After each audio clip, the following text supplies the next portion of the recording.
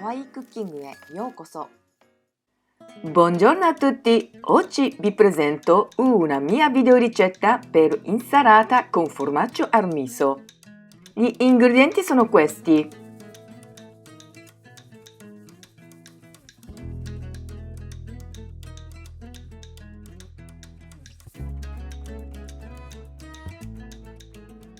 Vado a marinare il formaggio.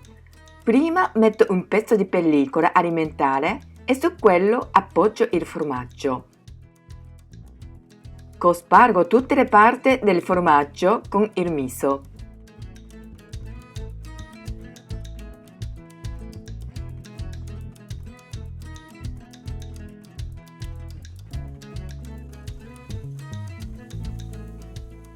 Poi lo avvolgo con la pellicola.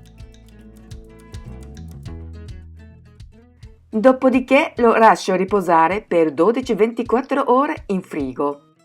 Sbuccio il sedano e il cetriolo e li taglio a dadini.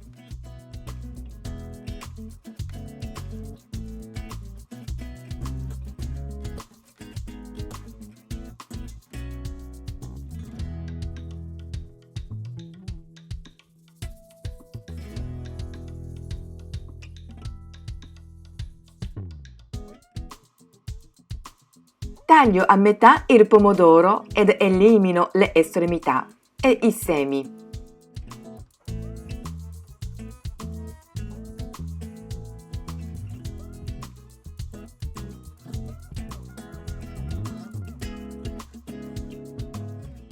Poi lo taglio a dadini.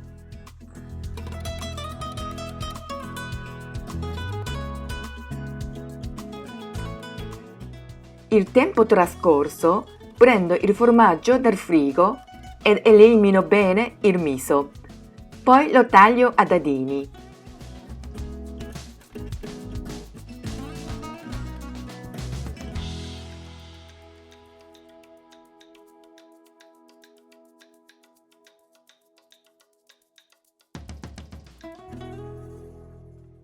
Metto tutti gli ingredienti in un contenitore e li condisco con sale e pepe a piacere e li mescolo bene.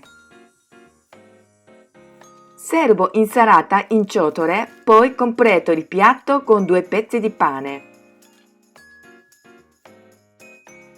Il formaggio è diventato molto più saporito. Provate un nuovo sapore anche a casa tua. Buon appetito! Come sempre vi invito a iscrivervi al mio canale. Grazie, a presto!